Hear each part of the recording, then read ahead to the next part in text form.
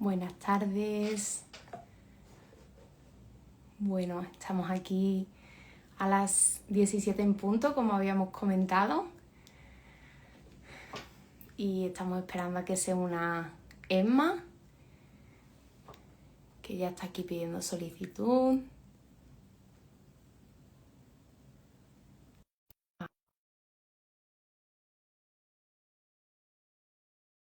A ver si me deja unirme.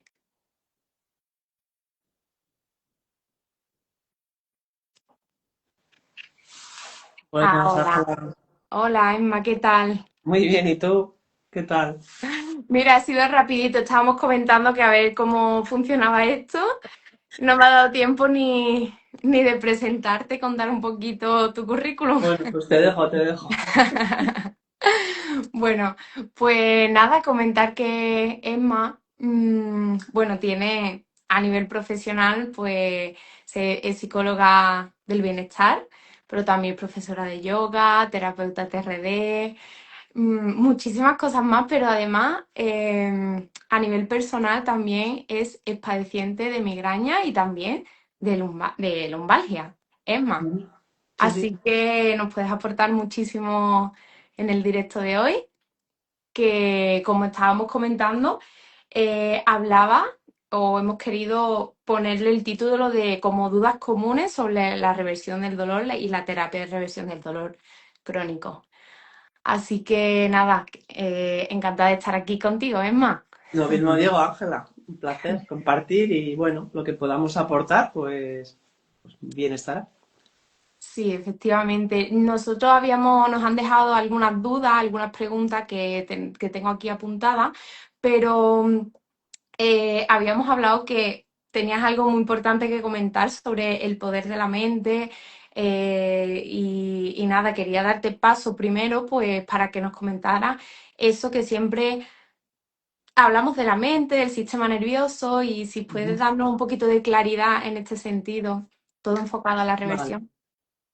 Mira, es que una de las cosas que siempre nos llegan es el cerebro emite una alarma, el sistema nervioso está no sé cómo. Y no digo que no sea cierto, que sí que es cierto, pero tenemos que tener claro que el cerebro no hace las cosas porque sí, las hace obedeciendo órdenes de la mente, de lo que escucha del exterior y lo que escucha del interior, que es una buena noticia, porque si tuviéramos que dejar como, no, es que mi cerebro va por libre y enciende alarmas y no puedo hacer nada, pues sería mucho peor.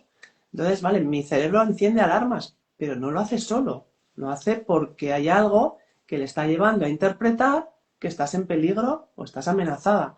Entonces, quiero lo primero comenzar diciendo que la buena noticia es que tenemos mucho poder para revertir esto y hacer que este sistema nervioso o este cerebro interprete de otra manera, ¿no? Está haciendo predicciones en función de eso que escucha. ¿Qué pasa con lo que escucha? ¿Qué pasa con la mente? Que la mayor parte del tiempo estamos en modo piloto automático, en modo red por defecto, que no nos enteramos muy bien de lo que estamos pensando.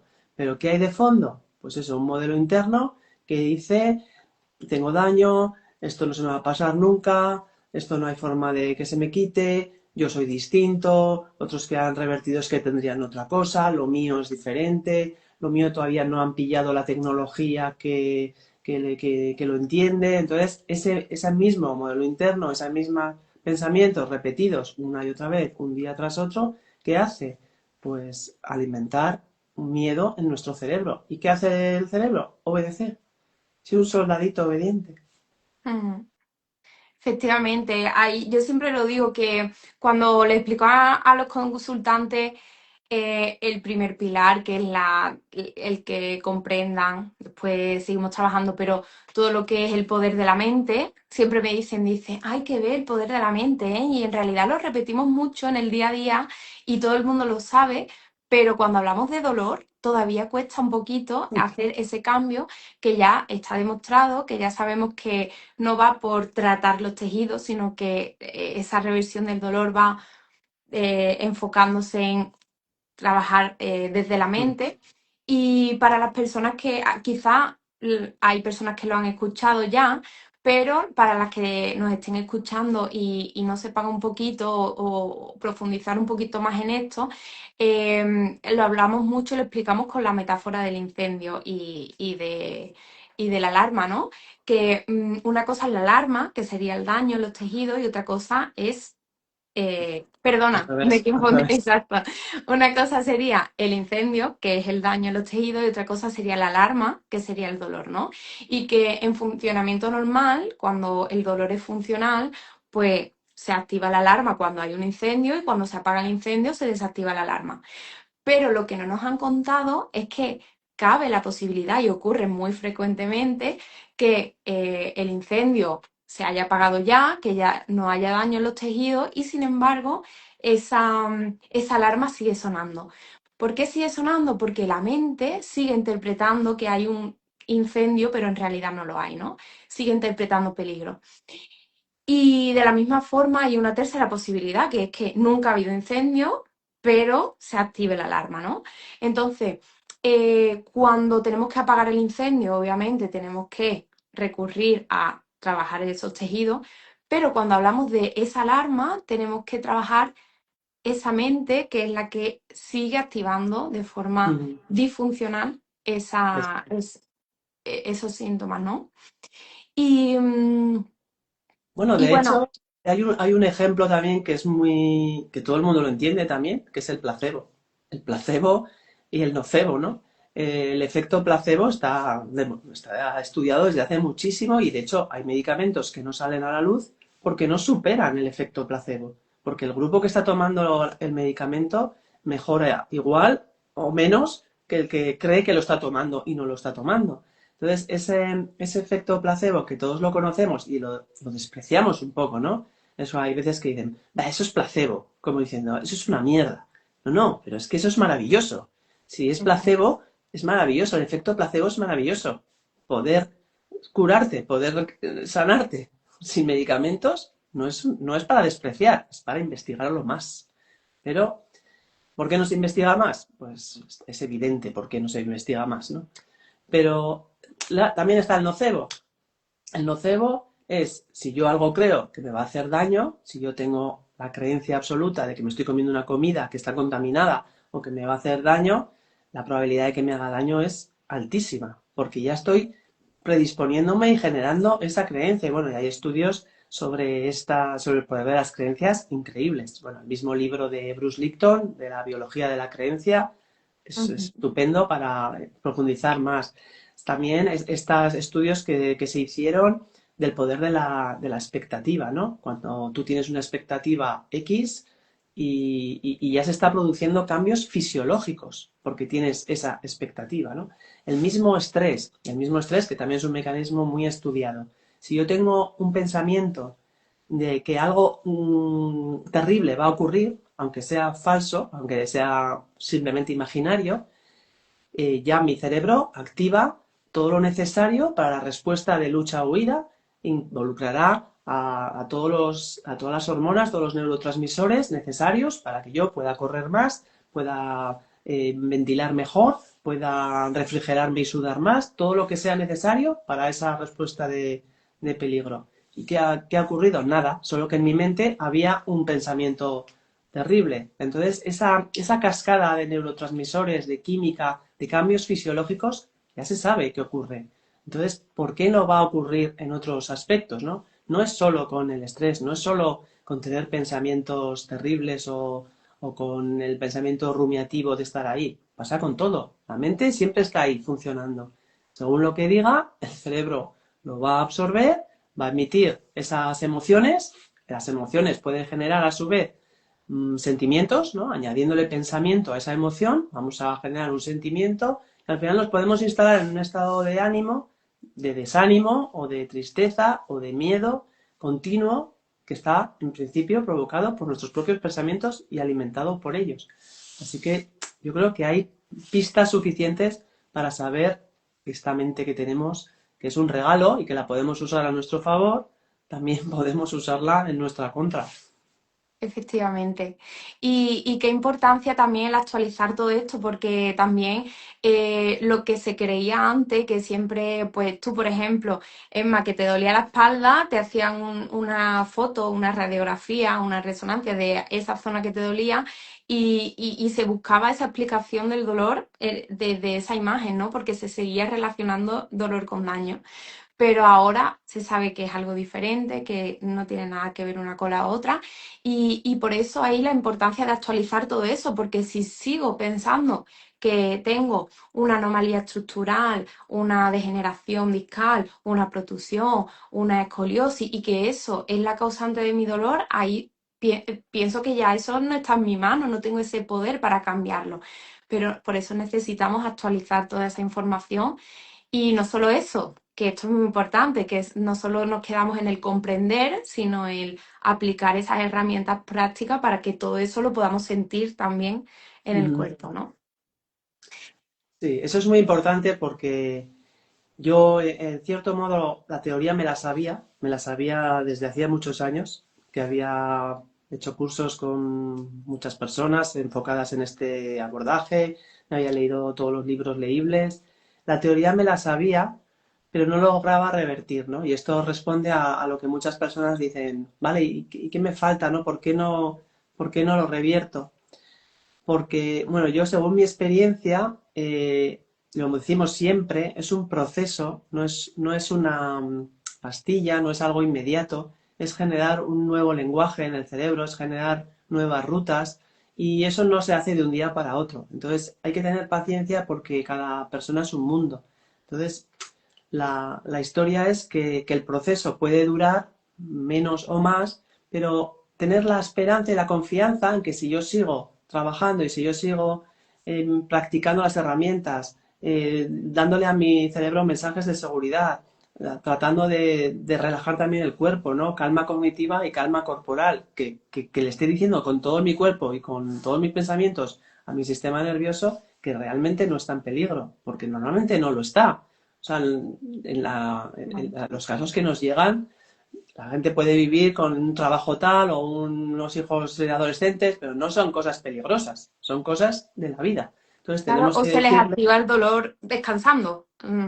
también, sin más, ¿no? Entonces, y es verdad que ahí queda mucho trabajo por hacer porque seguimos en el paradigma de me voy a hacer una resonancia porque me duele mucho. Y digo, uy, es peligroso lo de la resonancia, porque entonces ya haces esa relación de causalidad y no es, correlación no es causalidad. O sea, no tenemos por qué pensar que el tener una hernia nos tiene que doler. De hecho, tú y yo tenemos estudios que lo demuestran, ¿no? Que hay miles de personas con hernias, bueno, miles, llegados a una edad, prácticamente todo el mundo, y no Claro. tienen dolor, ¿no? Entonces, ¿por qué tú vas a tener dolor y ella no, ¿no? O sea, no es que unas hernias duelan y otras no. Algunas pueden dar un poco guerra una temporada o yo qué sé, un episodio agudo, pero lo que no es normal es lo que me pasa a mí, lo que le pasa a mucha gente es que se te queda un dolor encendido años y años. Eso es lo que no es normal y no es causa de una hernia. Pero seguimos en ese modelo. Mucha gente pide a gritos las resonancias, a ver si así me ven lo que tengo, pero es que a veces ese ver lo que tengo alimenta ese modelo interno de tengo daño. Ujú. Entonces, Emma, más o menos hemos ido un poco a esta pregunta porque ahora quería pasar a las preguntas que nos han ido dejando y concretamente, que has empezado por ahí, ¿no? La pregunta de qué pasa cuando llevo mucho tiempo intentando algo y no lo consigo. ¿Qué le podrías decir desde tu experiencia que lo estabas Mm, comentando? Pues que siga entrenando, porque esto es como, ¿qué pasa? Que llevo ya 2 años yendo al gimnasio y no consigo hacer una dominada. Bueno, pues porque igual tus músculos están un poco menos preparados que los del de al lado. Cada uno tenemos unos tiempos. Entonces, no importa, sigue en ello, sobre todo con esa mente proceso, con esa y con ese insistir en las prácticas, en la indagación somática, en la calma cognitiva, en ese diálogo con nuestro cerebro desde la mente, de decir, hacer ese proceso de colocarnos como por encima de nuestra mente, ¿no? Y darnos cuenta de lo que estamos pensando sobre nuestro dolor. Luego, bueno, si la gente ya ha escuchado el podcast, pues es que damos muchísimas herramientas. También la escritura terapéutica es muy importante. Aprender a sentir cualquier emoción sin miedo, no tenerle Mm. miedo a sentir enfado, no sentirle miedo a sentir...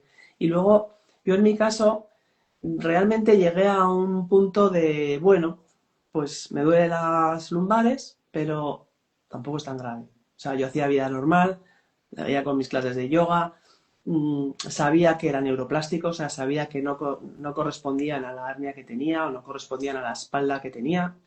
Tuve suerte y mi médico me dijo, tienes una espalda normal para tu edad. O sea, no me dijo, oh, qué horror, tienes discartrosis y no sé qué, que la tenía, pero es que es lo normal.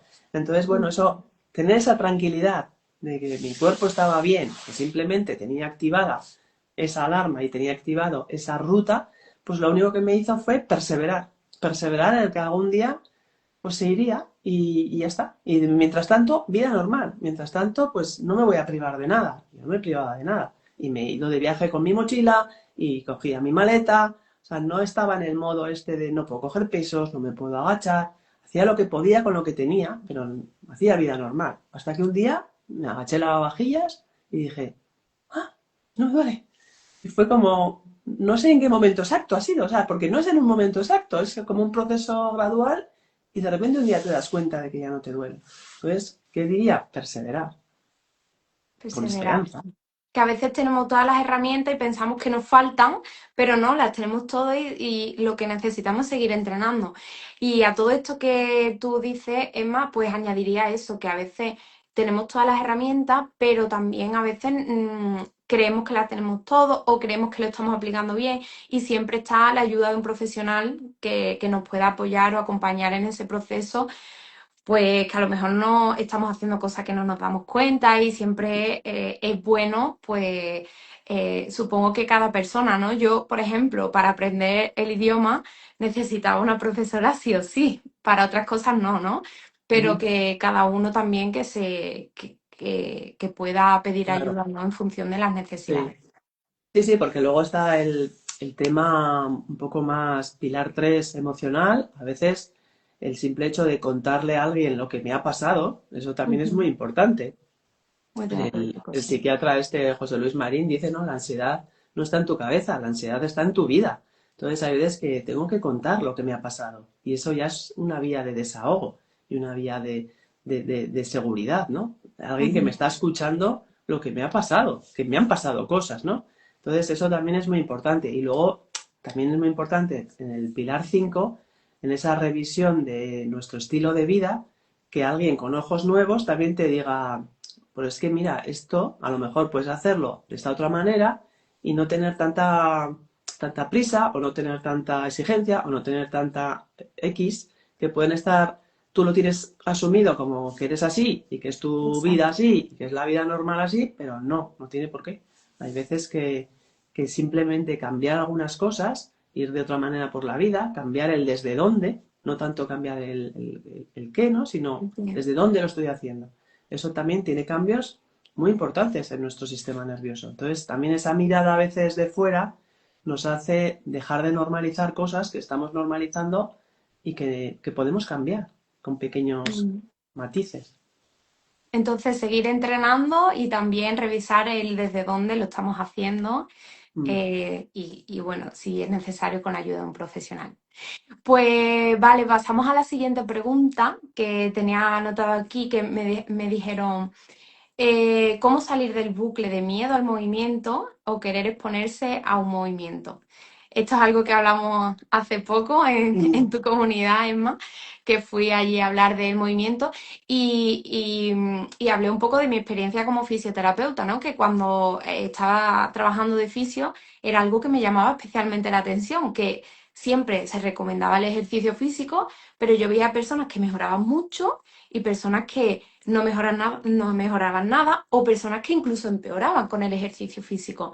Entonces, después, entendiendo y trabajando con la terapia de reversión del dolor, pues ahí lo entendí todo, ¿no? Y es que a veces no solo tenemos que exponernos al movimiento, sino revisar también esas creencias, porque si nuestra mente ha asociado un movimiento como peligroso o doloroso, por mucho que lo hagamos, si esa idea, esa creencia no se ha actualizado, pues puede seguir activando la alarma.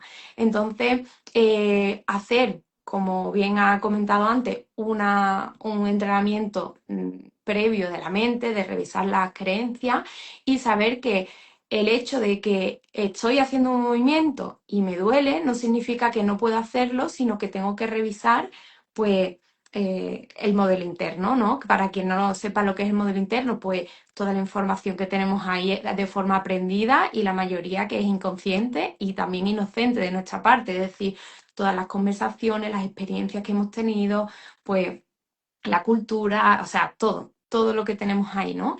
Entonces, claro, entrenando anteriormente la mente, revisando todo eso, después sí tiene sentido que empecemos a exponernos al movimiento, siempre también de una forma estratégica, progresiva, con un paso a paso y bueno, entonces esta es la parte, ¿no? que era importante. Em, y quería poner de ejemplo los perros de Pavlov, que también es algo muy conocido, ¿no? Que eran unos perros que le daban comida, pero antes les sonaba la campanita y siempre que sonaba la campana y después le daban la comida, pues ya asoció esos perros que cuando tocaba la campana le iban a dar comida. Entonces un día este señor dejó de darles comida, pero sonaba la campanita y los perros ya salivaban pensando que iban a comer la comida, ¿no? La carne. Entonces ahí, de forma inconsciente, se genera un aprendizaje, un condicionamiento que también lo hacemos con el movimiento y con el dolor. Y esto hay que tenerlo en cuenta a la hora de reeducar todo y revertir el dolor. Sí, exacto. Mira, además tengo un ejemplo, es el condicionamiento clásico, ¿no? Yo estaba condicionada a que en yoga, el saludo al sol, cuando subes arriba y luego bajas, hay esa bajada, ahí es donde me dolía, ¿no? Pero claro, llegó un momento que yo estaba un día viendo hacer el saludo al sol a otra persona y cuando ella bajó, me dolía a mí. Con lo cual, ahí ya te das cuenta que no es por mi movimiento, es por esa asociación. Entonces, aunque yo lo viera hacer a otros, también me dolía a mí. Entonces, eso ya te da muchas pistas, ¿no? De cómo funciona el dolor, que va por otra vía, que no está en los tejidos, que es lo que decimos siempre, que cuesta entender, porque, claro, el dolor siempre está asociado a un síntoma y el dolor siempre está asociado a algo que me avisa de que algo está mal. Entonces, es un, es algo que cuesta cambiar, pero bueno, ahí estamos. Efectivamente. Y cabe resaltar que ese movimiento también es necesario, porque de hecho hay estudios como la guía PIR en el 2022, quien quiera me la puede pedir y se la paso, pues que se hizo una guía para ver cuáles eran los tratamientos más efectivos y menos efectivos para la reversión del dolor crónico y entre ellas los más recomendaba de forma encarecida era el ejercicio físico, o sea que tenemos que movernos para revertir el dolor. Ujú. Pues mira, Emma, pasamos a la siguiente pregunta que me dejaron y que dice, ¿qué importancia tiene, pues tú eres súper experta en respiración, ¿qué importancia tiene la respiración antes, durante o después del ejercicio? Vale. Pues la respiración es otro de los lenguajes que escucha el sistema nervioso. La respiración tiene un mensaje implícito de seguridad o de peligro. No tiene nada que ver que estemos respirando de manera alta con el pecho y a toda velocidad, que se asemeja a un ataque de ansiedad, ¿no? Cuando respiras muy alto y con mucha velocidad, ¿qué pasa? Que el oxígeno que necesitas lo vas a coger, pero a cuenta de acelerar el corazón. Y ese mensaje lo está cogiendo el nervio vago, que se lo está diciendo al cerebro, y el cerebro es que está todo el rato escuchando. Y con eso tomará decisiones. Si yo cambio la respiración y la cambio a un modo diafragmático, es decir, que bajo un poco el aire a la parte baja de los pulmones, siento como el diafragma empuja el abdomen y voy sintiendo ese movimiento y lo hago lentamente, sobre todo enfocándome en una expiración larga, el mensaje que le doy al cerebro es de completa seguridad y completa calma. Entonces es muy diferente. Nosotros, ¿qué recomendamos? Antes de las prácticas, antes de ponerme a hacer una indagación somática, por ejemplo, sí que estaría bien hacer unos ejercicios de respiración o de calma cognitiva. Tenemos en el podcast, en los primeros episodios, hay un episodio que es una práctica de respiración, que es simplemente una práctica súper sencilla, que es para bajar ese ritmo, ¿no? Las neuronas al final están hablando un lenguaje y ese lenguaje, depende de en qué ondas estemos, va a ser un lenguaje del sistema nervioso simpático o del sistema nervioso parasimpático. O sea, cuando decimos estoy de los nervios o estoy nerviosa, lo que estoy diciendo es que el sistema nervioso autónomo está en modo simpático. ¿Y qué queremos con todas las prácticas y qué queremos con toda la terapia de reversión del dolor? Llevarlo a parasimpático. El sistema nervioso parasimpático es el sistema de la reparación, del Relajación. descanso, de la relajación, de la seguridad, y está infrautilizado en nuestro mundo actual por las prisas, por la exigencia, por el hacer, por todo este barullo en el que muchas veces nos metemos. Entonces, para mí la práctica de la respiración es fundamental en el proceso, pero porque es otra de las vías con las que yo hablo con el sistema nervioso. Hemos dicho que el cerebro está escuchando la mente, el cuerpo y el exterior. Está escuchando a ese médico que me dice esto te va a doler para toda la vida. Eso es un mensaje nocebo. Al final, si creo que me va a doler para toda la vida, pues voy a tener muchas más probabilidades. En cambio, si tengo un médico que me dice esto no es nada, es lo normal para tu edad, no te tiene por qué doler, ¡pum! Ya cambia muchísimo. Eso es uno, pero luego otro es cómo estoy respirando. Porque cómo estoy respirando hace que el corazón lata de una determinada manera, que el diafragma se mueva de una determinada manera, que mis tripas se muevan de una determinada manera y toda esa información llega también al cerebro y con eso va a tomar decisiones. Cuando yo respiro con calma y soy capaz además de darme cuenta de si estoy apretando la mandíbula, si estoy apretando el entrecejo, si estoy tensando hombros, si estoy tensando todo lo que es la espalda, porque al final, ¿qué hace toda esa tensión? Esto, decirle al cerebro, me voy a preparar para la lucha o para salir pitando. Entonces, cuando yo descargo la mandíbula, separo los hombros, hago un suspiro de estos de suspirar la postura, ya le estoy dando otro mensaje completamente diferente. Entonces, el papel de la respiración es brutal. Vamos, Y no yo, solo la respiración, sino el entrenar, ¿no? El entrenarlo para que se claro, automatice claro, un la poco. respiración diafragmática, lenta y atenta, lo que Ujú. Benson llamaba la respuesta de relajación, ¿no? El sistema parasimpático, porque la respiración rápida, torácica y con la boca, pues es todo lo contrario, es lo peor que podemos hacer. Entonces, un entrenamiento de la atención a través de la respiración es maravilloso para esto. Y tienen el podcast, tienen mis píldoras mindfulness, que tienen ahí 200 píldoras para respirar en Spotify, o sea que hay caminos para entrenar. Material. Es un gimnasio, esto es como ir al gimnasio.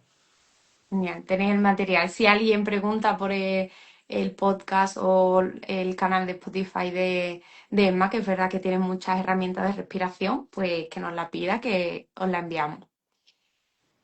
Pues ahí está la respuesta de la pregunta sobre respiración y también quería contestar, bueno, quería mencionar una que dice, ¿qué pasa con los dolores derivados de una enfermedad autoinmune? Y esta pregunta es verdad que necesita un directo aparte para abarcarla porque es un tema delicado, complejo, pero también que la terapia de reversión del dolor da un mensaje esperanzador porque si bien cuando hay daño en los tejidos tenemos que hacer ese tratamiento médico o quirúrgico, lo que haga falta, de forma paralela podemos trabajar con el dolor y es independientemente, bueno, aunque haya ese daño, ¿no?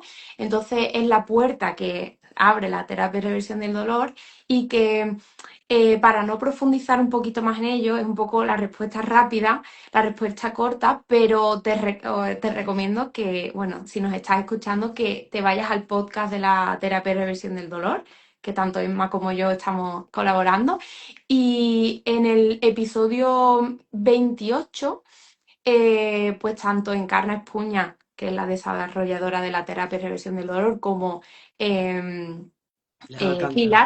Pilar Alcántara, que es neuróloga y terapeuta TRD también, pues habla de cómo abordar el dolor con daño. Y además en el siguiente episodio también hay una herramienta que también facilitamos para que podáis empezar a entrenarlo desde ya.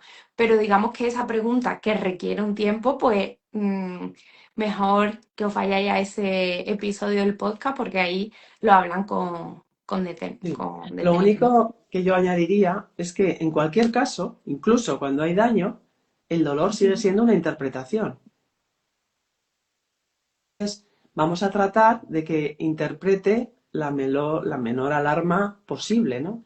Y es lo que explica muy bien Encarna Espuña y Pilar Alcántara. Pero yo tengo en mi familia un caso de una tía que tuvo artritis reumatoide durante más de 30 años y en el momento, pues ya en sus finales, que ya su cabeza no regía bien, cuando perdió un poco la cabeza, se le fueron todos los dolores.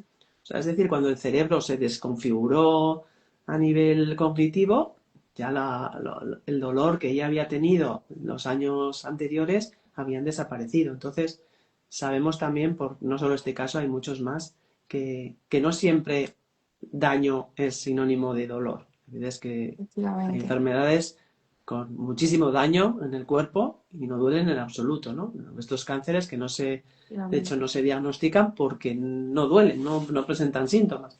Entonces, bueno, eso se abre una puerta a pensar, ¿no? A pensar que si no siempre el daño refiere dolor, será también por algo. Entonces, bueno, lo dejamos ahí para que os escuchen ese episodio, que es muy interesante. Y bueno, si Sí, hay que insistir, pues insistiremos en otro directo. sí, sí, porque es verdad que es un tema que bueno, que tiene que ir calando poquito a poco. Sí.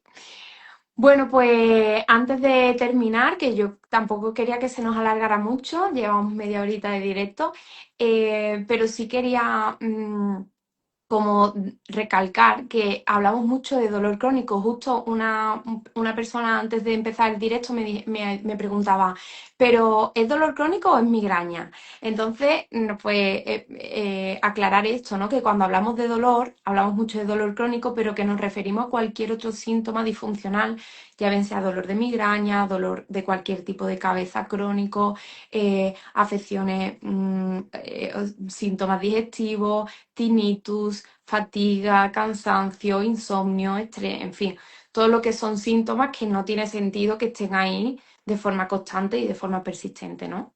Sí, sí, exacto. No, sí, esto, todo lo que hemos dicho aplica perfectamente a las migrañas, que yo también he sido sufridora Mucho. de las migrañas, entonces es exactamente lo mismo.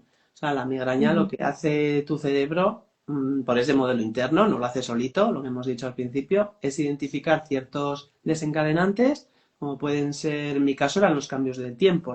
Yo decía que era la presión atmosférica, que cuando llovía, cuando hacía mucho sol, o yo qué sé, pero luego había días que tampoco coincidía con eso. Y hay otras personas que son síntomas, o sea, son desencadenantes alimenticios, y otras es el cansancio, y otras es... El movimiento, que lo hemos hablado. Sí, entonces, bueno, da igual, es el momento en el que esa asociación, ese condicionamiento, ese aprendizaje ha asociado en un alimento, un evento meteorológico o cualquier cosa con peligro, pues como mecanismo de protección enciende la migraña. Pero lo mismo que se enciende, lo mismo que se aprende, se puede desaprender. Exactamente igual para todo. Colon irritable. Yo he tenido personas que han venido por migraña y luego me han dicho, ah, no, si también tenía colon irritable, pero bueno, eso no pensaba que se me iba a ir y se me ha ido también. O dolor menstrual, ¿no? Dolor de ovarios, que dicen, no, es que y empecé con las migrañas, pero ahora se me ha ido el dolor de la regla, ¿no? Entonces, al final, todo lo que sean dolores pueden desactivarse Ujú. con este proceso, porque incluso, mira, a mí me ha llegado también gente con picor, gente que tenía dolor pélvico, que no podía andar en bici, que estaba fatal, se le quita el dolor pélvico y de repente le empiezan a picar las piernas. Entonces, no Claro. deja de ser otra Síntomas, forma de que el síntoma aparece, ¿no? De que la alarma busca otra manera de expresarse. Totalmente. Y síntomas rarísimos que muchas veces pregunta, pero esto también, y mira, yo recuerdo también una consultante que tenía una sensación de tener un pelo en la garganta todo el tiempo.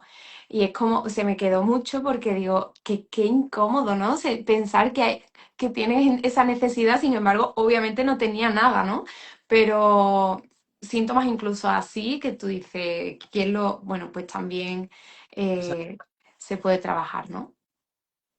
Genial, Emma. Pues nada, comentar que si todo esto os resuena, si queréis seguir indagando, si tenéis el podcast de la terapia de reversión del dolor, que la verdad es que estamos haciendo un trabajo estupendo, divulgando muchísimo, dando herramientas, hay muchos testimonios y historias inspiradoras que os pueden ayudar, que os sirva para inspiraros y no para frustraros, pero bueno, que ahí tenéis mucha información.